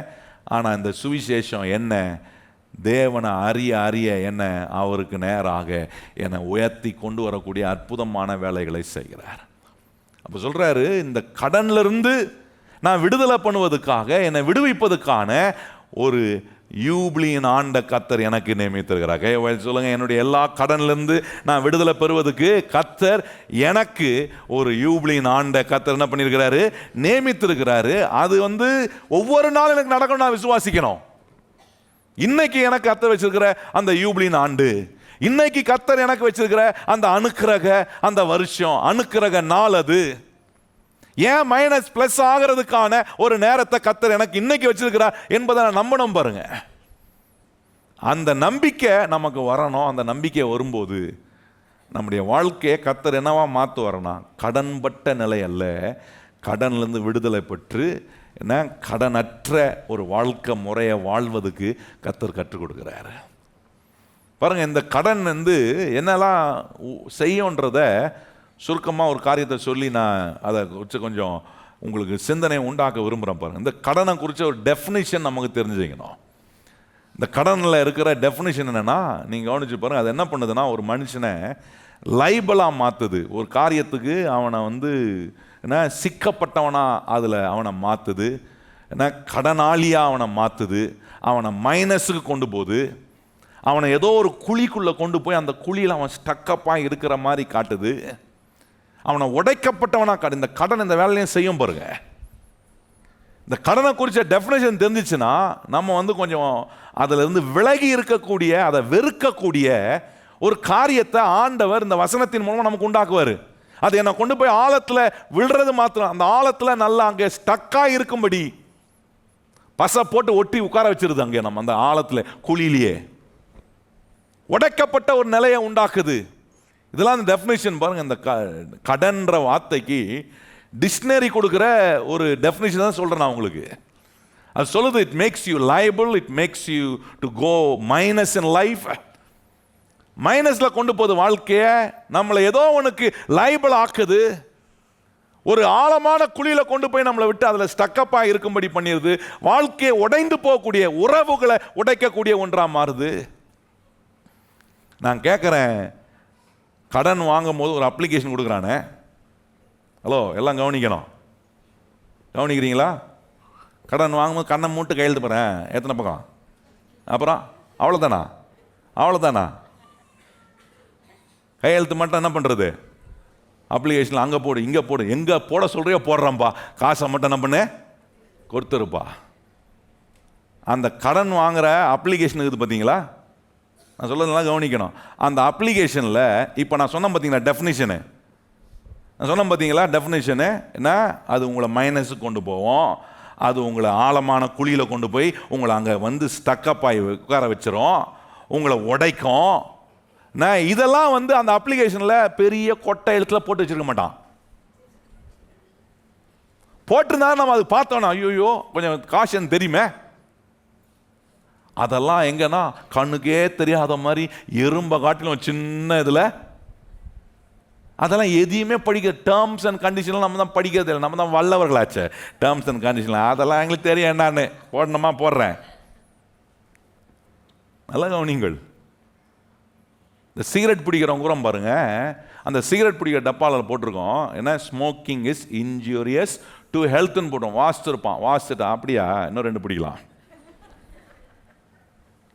நீங்கள் நிறைய பேர் கடன் வாங்குமோ அப்படிதான். கடன் வாங்கினா என்ன ஆழமான குழியில் கொண்டு போய் விடும், அங்கே போய் என்னை வந்து ஸ்டக்கப்பாக இருக்க வச்சிரும், எல்லாம் தெரிஞ்சோம் அங்கே கூட. ஆனால் அது வந்து நான் சொல்கிறேன் பாருங்க, நான் சொன்ன இந்த எந்த வார்த்தையும் எந்த கடன் வாங்குற என்ன லோன் அப்ளிகேஷனில் இந்த மாதிரி வார்த்தையை நீங்கள் பார்க்கவே மாட்டீங்க, பார்க்கவே முடியாது. ஏன்னா அவனுக்கே தெரியும் இதெல்லாம் போட்டால் யாரும் கடன் வாங்க மாட்டாங்கன்னு அவனுக்கு தெரியும். அதனால அவன் என்ன பண்ணுறது, அதெல்லாம் போடுறதே இல்லை. நல்லா கவனிங்க கர்த்தருடைய பிள்ளைகளை. குடிக்க போறவனுக்கு தெரியும் குடி என்ன பண்ணோம் பார்த்தீங்களா, கரெக்டாக சொல்லுங்க, குடி என்ன பண்ணோம், குடியை கெடுக்கும் அப்படின்னு தெரிஞ்சோம். போய் நல்லா குடிச்சிட்டு வந்து என்ன பண்ணுறான், எல்லாத்தையும் கெடுக்கிறான். இன்னைக்கு இந்த சத்தியத்தை கேட்ட பிறகும் கூட கையெழுத்து போடுறேன், இன்னும் எத்தனை பங்கு கையெழுத்து போடணும், அவ்வளோதானா. போன வாட்டி கடன் வாங்கும்போது 100 கையெழுத்து வாங்கினாங்க, இந்த வாட்டி வெறும் 50 கையெழுத்துலேயே முடிச்சுட்ட அப்படின்னா அவன் டேர்ம்ஸ் அண்ட் கண்டிஷனை இன்னும் அதிகமாக ஸ்ட்ராங் ஆகியிருக்கான்னு அர்த்தம். நல்லா கவனிங்கள். இப்படி ஒரு தேவ பிள்ளை சிறைப்பட்டு இருக்கிற ஒரு காரியத்துக்குள்ள ஒரு மனுஷனை, ஒரு தேவ பிள்ளைய கர்த்தர் விட்டுருவாரா? நல்லா கவனிங்க. நான் சிறைப்பட்டு இருக்க, என் இருதயம் நொறுங்குண்டு போயிருக்க, இதை நினைக்கும் போதெல்லாம் நான் பாரப்பட்டுட்டு ஐயோ இது எப்படி வெளியே வருவேன், இதுலேருந்து எப்படி தாண்டி வருவேன், இதுலேருந்து எப்படி நான் விடுதலை பெற போகிறேன், எனக்கு யார் உதவி செய்வோம், இப்படி போட்டு கவலைப்பட்டுட்டு இருக்கிற நிலையில் கர்த்தர் நம்மளை விட்டுருவாரா? அதுக்கு தான் ஆண்டவர் சொல்கிறாரு, இந்த கடனை குறித்த டெஃபினிஷன்லாம் நல்லா ஸ்ட்ராங்காக தெரிஞ்சு வச்சுக்கோ. இந்த கடன் வந்து உன்னை என்ன பண்ணாது, ப்ளஸ்ஸுக்கு கொண்டு போகாது. நல்லா கவனிங்கள். ஒரு வீட்டுக்காக ஒரு கடன் வாங்கினா கூட அது வந்து பாருங்கள் நியாயமான காரியம்தான். ஆனால் நீங்கள் கொஞ்சம் யோசித்து பார்த்தீங்கன்னா, ஒரு வீட்டுக்காக கடன் வாங்கினா கூட ஒரு 20 வருஷம் 25 வருஷம் கடன் வாங்கினோன்னா நீங்கள் அந்த 20 வருஷம் 25 வருஷம் கட்டி முடிக்கிறதுக்குள்ளே நீங்கள் வாங்கின கடனை காட்டிலும் 5 மடங்கு அல்லது 10 மடங்கு அதிகமாக கட்டி முடிப்பீங்க. அதுதான் என்ன சொல்கிறாங்க, என்ன இந்த பொருளாதார நிபுணர்கள்லாம் சொல்கிறாங்க, ஒரு கடன் வாங்கினீங்கன்னா அந்த கடனை எவ்வளோ சீக்கிரமாக கட்டி முடிக்க முடியும்னு கணக்கு போடு. 25 வருஷம் கடன் வாங்கிட்டு நான் 25 வருஷமும் கட்டின வல்லவன் அப்படின்னு காட்டுறதுக்காக அப்படி பண்ணாத. 25 வருஷம் வாங்கின கடனை ஒரு அதுக்கு பாதி வருஷத்தில் முடிக்கிற மாதிரி பாரு. 12 வருஷம் இல்லை 13 வருஷத்தில் முடிக்கிற மாதிரி நீ முயற்சி எடு. உலகம் இவ்வளோ ஐடியாவை கொடுக்கும்போது நான் கேட்குறேன், உலகத்துக்கே இவ்வளோ ஐடியா இவ்வளோ ஞானம் வரும்னா என்ன என் கடன்லேருந்து விடுதலை பண்ணுவதுக்கு கர்த்தர் எனக்கு எவ்வளோ அதிகமாக எனக்கு சொல்லி கொடுப்பார் என்பதை அறிஞ்சு இந்த சத்தியங்களெல்லாம் கை கொண்டீங்கன்னா ஆண்டவர் சொல்லுவார், நீயும் என்ன பண்ண மாட்ட, கடன் வாங்காமல் அநேக ஜாதிகளுக்கு. எத்தனை பேர் இதை உங்கள் வாழ்க்கையில் ஒரு பெரிய என்ன அடையாளமாக நான் வைக்கணும் ஆண்டவரே அப்படின்றவங்க கையை வாய்த்தி சொல்லுங்கள், ஆண்டவரே நானும் கடன் வாங்காமல் அநேக ஜாதிகளுக்கு என்ன செய்வேன். இது தினந்தோறும் பாருங்க, இதை தினந்தோறும் வாயத்திறந்து சொல்லுங்க, இதை தினந்தோறும் நீங்க பார்த்து ஒரு தீர்மானம், ஆண்டவரே நான் கடன் வாங்கக்கூடாது, என் கை கடன் வாங்குற கையா இருக்கக்கூடாது, என் குடும்பம் கடன் வாங்குற குடும்பமா இருக்கக்கூடாது. ஏன்னா கடனை குறித்த டெஃபினிஷன்லாம் எனக்கு நீ சொல்றீர ஆண்டவரே, கடன் என்ன மாதிரி பிரச்சனை எல்லாம் எனக்கு கொண்டு வரேன்னு சொல்றீர, இவ்வளத்தையும் கேட்டுட்டு பிரச்சனைக்குள்ள போய் நானே உட்காந்துக்க கூடாது. இன்னொரு காரியம் பாருங்க, இது டெஃபினிஷன் சொன்னா இந்த கடன் என்ன விளைவுகளை உண்டாக்குது, வாட் காஸ்ட் டஸ் திஸ் டெப்ட் create in a person life. இதெல்லாம் அறிந்து கொண்டாதான் வேத வசனங்கள், அதுக்கு பிறகு நான் சொல்ற ஒரு வசனங்களை நீங்க வாசிக்கும் போது உங்களுக்கு நல்லா விளங்கும் பாருங்க. இப்ப சொல்றாரு இந்த கடன் என்ன விளைவுகளை உண்டாக்கும்னா, நீங்க கவனிச்சு பாருங்க, இப்போ இந்த நாட்களில் பேங்க்கு நிறைய ஸ்கீம்ஸ் எல்லாம் விடுறான் பாருங்க. நான் எந்த பேங்க்குக்கும் அகேன்ஸ்டான ஆள் இல்லை, ஏன்னா நீங்கள் வேறு மாதிரி முத்திரை குத்திடக்கூடாது. ஏன்னா நான் வந்து நடக்கிறத வச்சு உங்களுக்கு சொல்கிறேன். நீங்கள் கவனிச்சு பாருங்கள், இன்றைக்கி பேங்க்கில் வந்து என்ன பண்ணுறான், எல்லாருக்கும் கிரெடிட் கார்டுன்னு ஒன்று கொடுக்குறான். கிரெடிட் கார்டுன்னு கேள்விப்பட்டிருக்கீங்களா? நீங்களாம் கேள்விப்படலையா? ரொம்ப நல்லவங்க, அப்படியே ரொம்ப அமைதியாக இருப்பீங்க பாருங்கள். கிரெடிட் கார்டுன்னு ஒன்று இருக்குது. அந்த கிரெடிட் கார்டை கொடுக்கும்போது, அந்த கிரெடிட் கார்டுக்கு, கிரெடிட்னாலே கடன் தான், அந்த கிரெடிட் கார்டை கொடுக்கறதுக்கு அவன் உபயோகப்படுத்துகிற பாஷையை கவனிச்சுக்கிறீங்களா? பேரை பார்த்துறீங்களா? ஃபேன்சி பேர் கொடுப்பான். என்ன பேர்? ரிவால்விங் கார்டா. அப்படின்னா அப்படியே சுற்றலாம், ரிவால்விங் அப்படியே கார்டு. அப்படின்னா வாழ்நாள் முழுவதும் அப்படியே சுற்றினே அப்படியே தான் இருக்கணும். என்ன, ஒரு நிலையான நிலை இல்லாதபடி ரிவால்விங் கார்டு. அப்புறம் எனக்கு தெரிஞ்சதெல்லாம் சொல்கிறேன். என்ன அவன் என்ன போடுறான்? Premium card. என்ன கார்டா? Premium card. அப்புறம் பிளாட்டினம் கார்டு, அப்புறம் கோல்டு கார்டு, அதுக்கப்புறம் டைமண்ட் கார்டு. அவங்களாம் டைமண்டே பார்க்க மாட்டாங்க வாழ்க்கையில், கார்டு வேணால் டைமண்ட் போட்டு வச்சுருக்கலாம். இதெல்லாம் போட்டு என்ன அட்ராக்டிவான பேரை கொடுத்து மனுஷனை கொண்டு போய் சிக்க வச்சு. நீங்கள் கவனித்து பாருங்கள், அந்த கிரெடிட் கார்டில் இன்றைக்கி வந்து நிறைய இளைஞர்கள் காலேஜை முடிச்சு படிச்சுட்டு படிக்க போய் சம்பாத்தியம் பண்ணி சம்பாத்தியம் வாங்கினவுடனே அவனுக்கு என்ன கொடுத்துட்றான்? ஒரு கிரெடிட் கார்டை கொடுத்துட்றான். அந்த கிரெடிட் கார்டை வாங்கின உடனே அவன் இஷ்டம் போல் செலவு பண்ணி, அந்த கிரெடிட் கார்டு பில்லு வரும்போது அவன் செலவு பண்ணது ஒரு பக்கம் ஒரு அமௌண்ட் வந்தாலும், அந்த செலவு பண்ண அமௌண்ட்டு நீ மொத்தமாக கட்ட வேண்டியதில்லப்பா, மினிமமாக ஒன்று கட்டினா போதும் அப்படின்னு நம்பி இந்த மாதிரி போய் மினிமம் டியூவை கட்டி மாட்டின எத்தனையோ பேர் எனக்கே தெரியுங்க, எனக்கே தெரியும். இன்னும் வெளியே வர முடியும், அந்த கடனை செலுத்தி வெளியே வர முடியாமல் சொல்கிறாங்க. இந்த கிரெடிட் கார்டில் எடுத்துட்டு வெறும் அந்த மினிமம் டியூவை கட்டுற ஒரு ஆளாக நீங்கள் இருப்பீங்கன்னா, அவங்க சொல்கிறாங்க, அங்கே ஃபினான்ஷியல் அனலிஸ்ட் சொல்கிறாங்க, என்ன சொல்கிறாங்கன்னா, ஒரு மனுஷன் அந்த கடன்லேருந்து வெளியே வர்றதுக்கு ஏறக்குறைய 7 to 10 வருஷம் ஆகுமா, அந்த ஒரு கடன்லேருந்து வெளியே வர. கொஞ்சம் யோசிச்சு பாரு. அப்போ எந்த அளவுக்கு அத்தனை வருஷம் மன உளைச்சலை, என்ன நிம்மதியா இருக்க முடியல. நான் சம்பாதிக்கிற எதுவும் எனக்குரியதா இல்லாம நான் சுதந்திரமா அதை உபயோகப்படுத்த முடியாத ஒரு என்ன ஒரு கட்டப்பட்ட சிறைப்பட்ட ஒரு நிலை. இது போலதான் பல காரியங்கள்ல, வாழ்க்கையின் பல காரியங்கள்ல மனுஷன் வந்து சிறைப்பட்டு போயிருக்கிறான். ஏன்னா அவனுக்கு என்ன தெரியல, அவனை விடுவிக்க ஒரு தேவன் இருக்கிறார். அந்த விடுதலையான சத்தியங்களை தான் வாழ்க்கையில கை கொண்டு ஆண்டவர் வைத்திருக்கிற ஆசீர்வாதமான நிலையில தன்னை தக்க வைக்கணும்னு தெரியாமல் இருக்கிற ஒரு மனுஷன் இப்படிப்பட்ட எல்லா ஃபேன்சியான காரியங்களில், பகட்டான காரியங்களில் போய் மாட்டி விழுந்து விடுகிறான். நல்ல கவனிங்க கர்த்தருடைய பிள்ளைகளை. ஆனால் வேதம் என்ன சொல்லு? இப்போ இந்த உலகத்தில் இருக்கிற இந்த கடனை குறித்த டெஃபினிஷனை உங்களுக்கு காண்பித்தேன், அதனுடைய விளைவுகளை உங்களுக்கு காண்பித்தேன். ஆனால் வேதம் என்ன சொல்லுது நம்ம கவனிக்கணும்ல. எத்தனை பேர் சத்தியத்தை கை கொள்கிற பிள்ளைகளாக இருக்கிறவங்களாம் கையை உயர்த்தி ஆமேன்னு சொல்லுங்கள், நான் இந்த சத்தியத்தை கை கொள்கிறவன் அப்படின்னா. அப்போ இந்த வேதம் என்ன சொல்லுது இந்த கடனை குறித்து அப்படின்னு கொஞ்சம் கவனிப்போமா. ரோமர் 13ஆம் அதிகாரம் வாங்க. அங்கே கடனை குறித்து, இந்த கடனை குறித்து ஆண்டவர் என்ன சொல்கிறாரு, சத்திய வசனங்கள் நமக்கு என்ன சொல்லுது பாருங்க. ரோமர் 13ஆம் அதிகாரத்தில் 8ஆம் வசனத்தை நம்ம வாசிக்கணும் எல்லாரும். வாசிப்போமா? ரோமர் 13ஆம் அதிகாரம் 8ஆம் வசனம் எல்லாரும் வாசிப்போம். ஒருவரிடத்தில் ஒருவர் அன்பு கூறுகிற கடனே அல்லாமல். நல்லா நீங்கள் ஒருவரிடத்தில் ஒருவர் என்ன என்ன கூறணுமா? அந்த கடனை தவிர அங்க சொல்றாரு, ஒருவரிடத்தில் ஒருவர் அன்பு கூறுகிற கடனே அல்லாமல் மற்ற ஒன்றிலும் ஒருவனுக்கும் கடன்படாதிருங்கள். பிறனிடத்தில் அன்பு கூறுகிறவன் நியாயப்பிரமாணத்தை நிறைவேற்றுகிறான். நல்லா கவனிங்கள், அவர் சொல்றாரு அன்பு கூறுகிற கடனை தவிர வேற ஒருவனிடத்தில் நீ என்ன பண்ணாத, கடன்படாத. சொல்லுங்க வாய் திறந்து, நான் வேற ஒருவனிடத்திலும் என்ன பண்ணக்கூடாது. நல்லா கவனித்து பாருங்க. நீங்க ஒரு கடனை வாங்கி ஒரு பேங்க்ல ஒரு கடனை வாங்குறீங்கன்னா, யார் உங்களுக்கு கடன் கொடுத்தானே தெரியாது, அந்த பேங்க் ஓனர் யாருன்னே தெரியாது. ஆனா அந்த பேங்க் ஓனருக்கு நீங்க ரொம்ப சின்சியரா வேலை செய்வீங்க.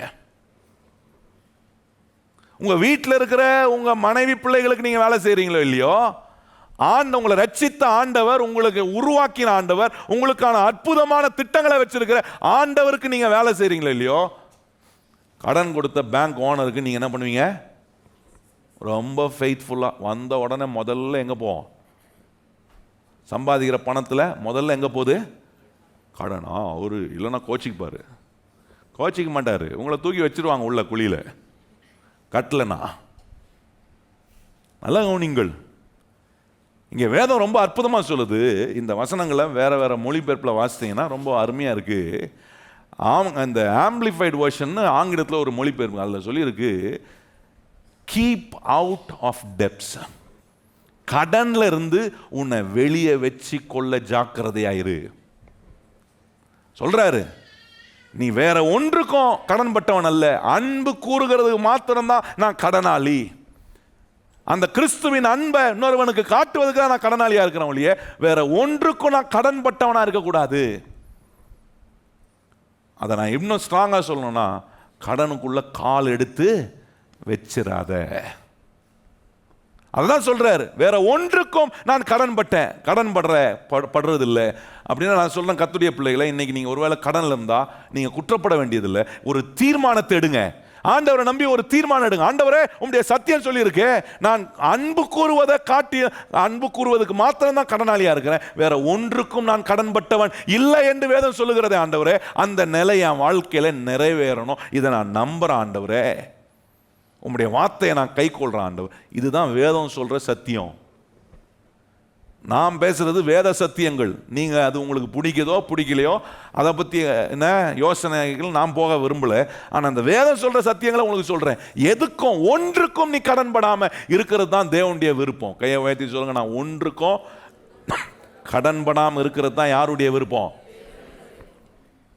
ஆண்டவருடைய பிள்ளையா இருந்துட்டு நீங்கள் நானும் போய் கடனாளியா ஒருத்தன் வந்து நம்மளை சிறை பிடிச்சி, வேதம் சொல்லுகிறது கடன் வாங்கினவன் கடன் கொடுத்தவனுக்கு என்னவா இருக்கிறான்? நான் கேட்கிறேன், ஆண்டவர் உங்களை அடிமையா இருக்கிறதுக்கு கர்த்தர் விரும்புவாரா? அடிமைன்னு என்ன தெரியுமா? இந்த காலத்தில் வந்து என்ன கடன் கொடுக்கலன்னா என்ன நிலத்தையும் வீடையும் வாங்கிட்டு அதையும் செட்டில் பண்ணி முடியலன்னா அந்த காலத்தில் என்ன செய்வாங்கன்னா, வீட்டில் இருக்கிற ஆம்பளைங்களையும் என்ன பெண்களையும் பிள்ளைங்களையும் தூக்கிட்டு போவாங்க. இன்னைக்கு தூக்கிட்டு போட முடியுமா? உங்களை என்னையும் தூக்கிட்டு போட முடியுமா? தூக்கிட்டு போனா சட்டவிரோதமான காரியம். அது மனுஷனை இப்படி பிடிச்சி கொண்டு போனா சட்டவிரோதமான காரியம். ஆனா எப்படி ஒரு மனுஷன் இன்னும் அடிமையா இருக்கிறான்? கொஞ்சம் யோசிச்சு பாருங்க. கடன் வாங்குற ஒரு மனுஷன் அப்படின்னா கடினமா போய் உழைக்கிறான், கையில சம்பாத்தியம் வருது, அந்த சம்பாத்தியத்தை வச்சு அவன் விரும்புகிறத செய்ய முடியாத ஒரு சுதந்திரம் இல்லாதவனா வாழ்றான் பாருங்க. அது ஒரு அடிமை. மனுஷனை ஆண்டவர் சுதந்திரமாய் வாழ்வதற்காக உண்டாக்கிறார். பகலம் பார்த்து உங்களை என்னையும் கர்த்தர் சுதந்திரமா வாழ முடியாதபடிக்கு எதெல்லாம் தடையா வருதோ அதெல்லாம் அடிமை.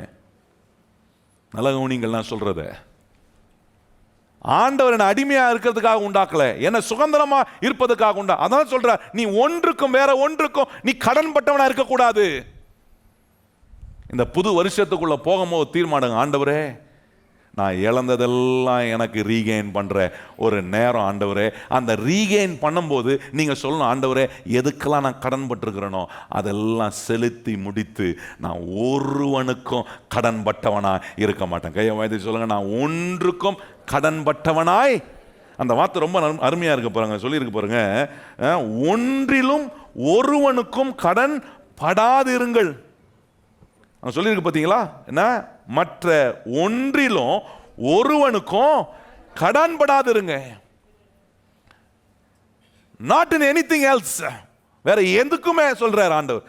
அது நீங்க நியாயமானது சொல்லலாம், அது அவசியமானது சொல்லலாம், இது ரொம்ப முக்கியம். ஆண்டவர் சொல்ல, எதுக்கும் நீ கடன் பட்டவனா இருக்காத. பகலம் பார்த்து சொல்லுங்க, எதுக்கும் நீங்களும் நானும் என்ன பட்டவனா இருக்கக்கூடாது. இந்த கடன்ற வார்த்தையை நம்ம குடும்பத்தை விட்டு நம்முடைய தலைமுறையை விட்டு வெளியே போனோம். சொல்லுங்க பக்கத்தில் பார்த்து, இந்த கடன்ற என்ன பாஸ்டர் இன்னைக்கு போய் நான் வந்திருக்கிறேனே, இயர் எண்ட் லோன் ஒருத்தன் கொடுக்குறான், அதை வாங்கலான்னு வந்தா இன்னைக்கு நான் ஒன்றுக்கும் கடன் பட்டவன் இல்லைன்னு சொல்ல வைக்கிறீங்களே. எத்தனை பேருக்கு தெரியும் இது நான் சொல்ற பிரசங்கம் உங்களுக்கு மிகப்பெரிய ஆசீர்வாதமான பிரசங்கங்க, மிகப்பெரிய ஆசீர்வாதமான சத்தியம் இது. இன்னைக்கு நான் சொல்லும் போது கொஞ்சம் கஷ்டமா இருக்கலாம், கடன் பட்டிருக்கிறதுனால மனசு வருத்தப்படலாம். நான் சொல்றேன், அந்த வருத்தப்படுறதை விட்டுட்டு ஒரு தீர்மானம் எடுங்க. ஆண்டவரே, இந்த சத்தியம் இப்படி சொல்லுதே, நான் சத்தியத்தின்படி வாழ்றவன், சத்தியம் சொல்லியிருக்கேன், நீயோ கடன் வாங்காமல் அநேக ஜாதிகளுக்கு கடன் கொடுப்பா. இங்க பவுல் மூலமா ஆண்டவர் சொல்ற, நீ ஒன்றுக்கும் கடன் பட்டவனா இருக்காதன்றாரே. ஒன்றுக்கும் கடன் பட்டவனா இருக்கக்கூடாது. இந்த பொருளாதார விஷயத்துல நான் கடன் பட்டவனா இருக்கக்கூடாது. பக்கத்தில் பார்த்து சொல்லுங்க, நம்ம இந்த பொருளாதார விஷயத்துல நம்ம என்ன பண்ணப்பட்டவங்களா இருக்கக்கூடாது, கடன் பட்டவர்களா இருக்கக்கூடாது. இந்த தீர்மானத்தை இன்னைக்கு உங்களால எடுக்க முடியலன்னா நான் சொல்றேன், வாழ்நாள் முழுவதும் நீங்க கடனாளியா தான் இருப்பீங்க. இன்னைக்கு எவ்வளவு பெரிய கடனா இருந்தாலும் இன்னைக்கு ஒரு தீர்மானம் எடுங்க. ஆண்டவரே, உம்முடைய சமூகத்தில் நான் ஒரு தீர்மானம் எடுக்கிறேன், நீ சொன்னபடியே நான் ஒன்றுக்கும் கடன் பட்டவனாய் இருப்ப மாட்டேன் ஆண்டவரே. எத்தனை பேர் அப்படி தீர்மானம் எடுக்கிறவங்க உங்க வலது கரத்தை உயர்த்தி சொல்லுங்க, ஆண்டவரே, இன்னைக்கு கேட்ட அந்த சத்தியத்தின்படி நான் ஒன்றுக்கும் என்ன பட்டவனாய் இருக்க மாட்டேன். கடன் படுகிற நிலை சாபக்கேடான நிலை, தெரியுமா உங்களுக்கு? பைபிள் அதை ரொம்ப ஸ்ட்ராங்கா சொல்லுது. கடன் பற்றுகிற நிலையை குறித்து வேதம் சொல்லுது. உபாகம் 28ஆம் அதிகாரம் 15ஆம் வசனத்திலும் சொல்லுது, என்னுடைய வார்த்தையை கேட்க தவறி என் வார்த்தை சொன்னபடி செய்ய தவறுகிற ஒரு மனுஷனுக்கு என்ன நடக்கும்ன்றாருன்னா, இப்பொழுது சொல்லப்படுகிற சாபம் எல்லாம் அவன் மேல வந்து விழுன்றாரு. ஆனா முதல் வசனம் சொல்றாரு, என் வார்த்தையை கேட்டு என் வார்த்தையின்படி செய்கிற ஒரு மனுஷன் பூமியில் உள்ள சகல ஜாதிகளிலும் கர்த்தர் உன்னை என்னவா வைப்பாரு, மேன்மையா வைப்பாரு சொல்லிட்டு, இப்பொழுது சொல்லப்படும் ஆசீர்வாதம் எல்லாம் உன்மேல் வந்து பழிக்கும், உன்னை வந்து ஓவர் டேக் பண்ணுன்றாரு.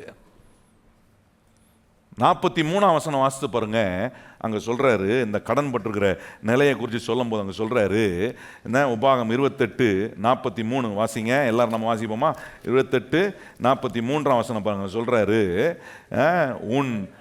உன் நடுவில் இருக்கிற அந்நியன் உனக்கு மேற்பட்டு மென்மேலும் உயர்ந்திருப்பான், நீ மிகவும். அது எவ்வளவு பெரிய அவமானம் பாருங்க. எவனா ஒருத்த அந்நியன் எங்க இருந்தோ வந்து அவன் என்ன செய்யறானா, எனக்கு மேல்பட்டு இருப்பானா.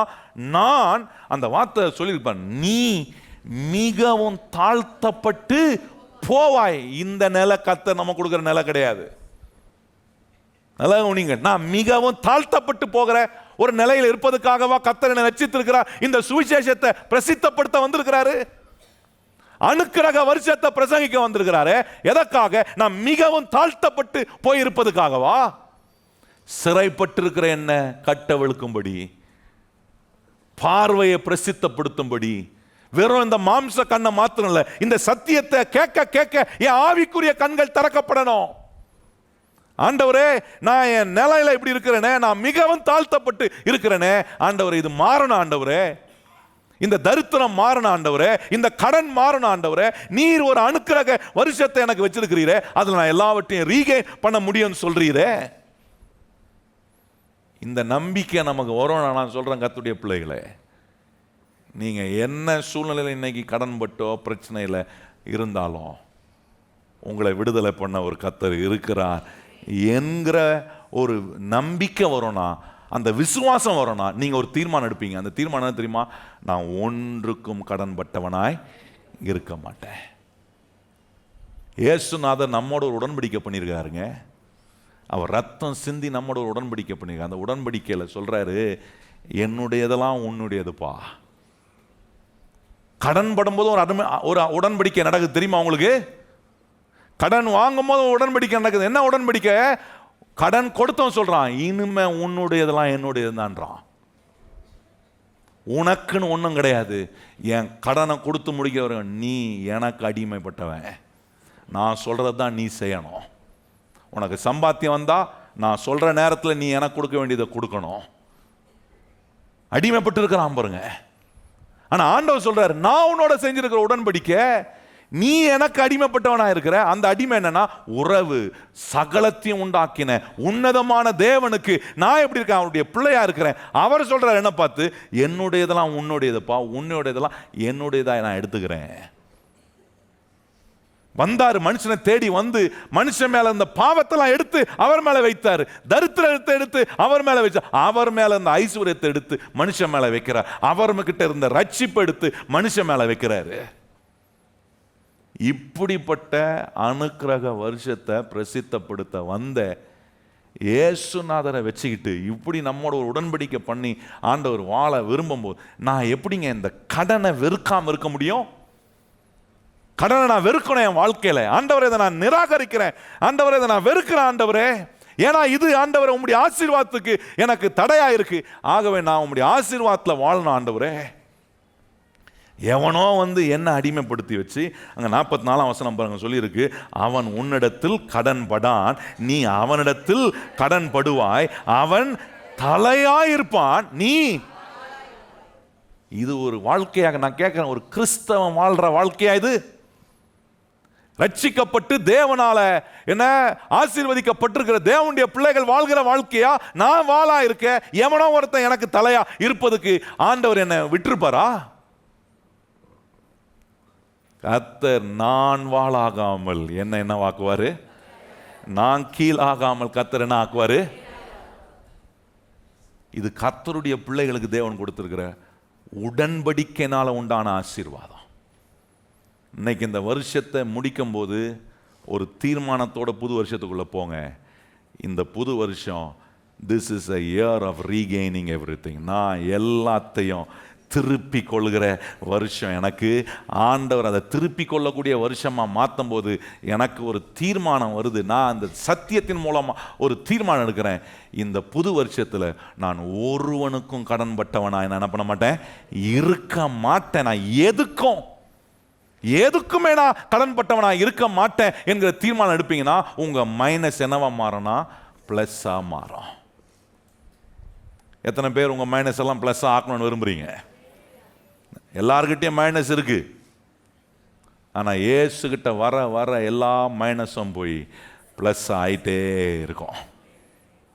முதலாவது தேவனுடைய ராஜ்யத்தையும் அவருடைய நீதியும் தேடுங்கள், அப்பொழுது ஆட்னா என்ன? பிளஸ் ஆட் ஆகும். கூடனா என்ன? அடிஷன். அது பிளஸ் ஆகுது.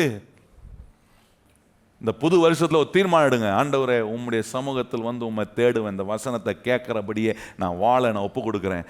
இந்த வருஷம் ஆண்டவரே என் மைனஸ் எல்லாம் ப்ளஸ்ஸாக மாறும் என்று நான் புது நம்பிக்கையோட இந்த புது வருஷத்துக்குள்ளே பிரவேசிக்கிற இந்த அனுபவம் இருக்கணும். நான் சொல்கிறேன், இந்த வருகிற புது வருஷம் எப்படி இருக்கும் தெரியுமா? It will be a year where you will be regaining. எல்லாவற்றையும் ரீகெயின் பண்ணுகிற வருஷமாக இருக்கு. சொல்லுங்க, எல்லாவற்றையும். இந்த நம்பிக்கையோடு போனீங்கன்னா புது வருஷத்துக்குள்ளே போகும்போது எந்த பயமும் நமக்கு இருக்கவே இருக்காது. நான் ஒருவனுக்கும் அன்பை தவிர வேறு எதுக்கு நான் என்ன பண்ணதில்லை, கடன் பட்டவன்ல. எத்தனை பேர் அப்படி ஆண்டவருடைய சமூகத்தில் உங்களை ஒப்பு கொடுக்குறவங்க? எழுமி நிற்போம், நம்ம ஜெபம் பண்ணுவோம். ஆண்டவரே, நான் வேற ஒன்றுக்கும் கடன் பட்டவன் அல்ல. சொல்லுங்க வாயை திறந்து, நான் வேற ஒன்றுக்கும் கடன் பட்டவன் அல்ல. கடனை குறித்த டெஃபினேஷன் கொடுத்தேன். கடன் என்ன மாதிரி விளைவுகளை உண்டாக்குதுன்றதை காண்பித்தேன். அதுக்கு பிறகு வேதம் கடனை குறித்து என்ன சொல்லுதுன்றதையும் காண்பித்திருக்கிறேன். இந்த வேதத்தை கை கொள்கிற பிள்ளைகளாக நாம் இருப்போனா, கர்த்தர் நம்மளை இந்த பூமியில் உள்ள சகல ஜாதிகளிலும் நம்மளை மேன்மையாய் வைப்பார். எத்தனை பேர் கையை வைத்து சொல்கிறீங்க, ஆண்டவரே, நான் எல்லாவற்றிலும் நீர் விரும்புகிறபடி மேன்மையான நிலையில் நான் மாறணும்? கையை வைத்து சொல்லுங்கள், ஆண்டவரே, எல்லாவற்றிலும் நீர் விரும்புகிறபடி நான் என்ன வாங்கணும்? மேன்மையான நிலையில் கர்த்தர் நம்மளை மாற்றணும். எத்தனை பேர் ஒரு ஒப்பு கொடுத்து ஜெபம் பண்ணுங்க, ஆண்டவரே, இந்த புது வருஷத்துக்குள்ளே போகும்போது நான் ஒரு நம்பிக்கையோடு போகிறேன். அந்த நம்பிக்கை என்ன? இழந்ததை எல்லாவற்றையும் நான் ரீகெயின் பண்ணுவேன். சொல்லுங்கள் வாயத்திலிருந்து, நான் என்ன பண்ண போகிறேன்? ரீகெயின் பண்ண போகிறேன். சொல்லுங்கள் நல்லா வாயத்திலிருந்து, நான் என்ன செய்ய போகிறேன்? ரீகெயின் பண்ணுகிற ஒரு வருஷம். அது நடக்கல, இது நடக்கல, இல்லை, எல்லா மைனஸும் ப்ளஸ்ஸாக மாறும். எத்தனை பேர் நம்புறோம்? கையை வச்சு சொல்லுங்க, எல்லாம் எனக்கு கூட கொடுக்கப்படும். சொல்லுங்க வாயை திறந்து சொல்லுங்க, எல்லாம் எனக்கு. இந்த நம்பிக்கை, இந்த விசுவாசம் நான் சொல்றேன் உங்களை நல்லா ஆக்கும். பக்கத்தில் பார்த்து சொல்லுங்க, கர்த்தர் உங்களை நல்லா ஆக்குவார். நீங்க கேட்ட வசனம் உங்களை நல்லா ஆக்கும். சொல்லுங்க பக்கத்தில் பார்த்து, நீங்க கேட்ட வசனம் நல்லா ஆக்கும். இது வரைக்கும் நல்லா ஆக்கியிருக்கா? எத்தனை பேர் நம்புறீங்க இனிமேல் இந்த வசனம் என்னவாக்கும்? உலகத்தில் கோடீஸ்வரனா மாத்த, குரோபதி ஆக்குறதுக்கு நிறைய நிகழ்ச்சி வரும். அதெல்லாம் உங்களை குரோபதி ஆக்காது. ஆனால் இயேசுடைய வசனத்தை கேட்டீங்கன்னா உங்களை எந்த அளவுக்கு மேன்மைப்படுத்தணுமோ, எந்த அளவுக்கு உயர்த்தணுமோ ஆண்டவர் உங்களை தலையாக்குவார். நீ கீழாகாமல் என்னவாய்? எங்கள் அன்பின் தேவனே, இந்த சத்திய வசனங்கள் ஒவ்வொன்றும் உம்முடைய பிள்ளைகளுக்குள்ள ஆழமாய் வேலை செய்யட்டும். கடன் படுகிற நேரம் வரும்போது வேதம் என்ன சொல்லி இருக்குன்றதை நாங்கள் ஆண்டவரை நிதானித்து நாங்கள் அதை ஜெயிக்க, நாங்கள் ஆண்டவரை அநேக ஜாதிகளுக்கு கடன் கொடுப்போம், நீயோ கடன் வாங்காமல் இருப்பாய் என்று சொன்ன அந்த வார்த்தை உம்முடைய பிள்ளைகளாக எங்கள் வாழ்க்கையில் நிறைவேறட்டும். எங்களை ஆசீர்வதியும். இயேசுவின் நாமத்தில் ஜெபிக்கிறோம் எங்கள் நல்ல பிதாவே, ஆமென். எப்பொழுது நம்முடைய கர்த்தராகிய இயேசு கிறிஸ்துவினுடைய கிருபையும் பிதாவாகிய தேவனுடைய அன்பும் பரிசுத்த ஆவியானவருடைய அந்யோன்ய ஐக்கியமும் இன்றும் என்றும் சதா காலங்களிலும் நம் அனைவருடன் நிலைத்திருப்பதாக. ஆமென். எல்லாரும் இணைந்து சொல்லுவோம். என் ஆத்துமாவே கர்த்தரை ஸ்தோத்திரி, என் முழு உள்ளமே பரிசுத்த நாமத்தை ஸ்தோத்திரி. என் ஆத்துமாவே கர்த்தரை ஸ்தோத்திரி, கர்த்தர் செய்த சகல உபகாரங்களையும் மறவாதே. ஆமென்.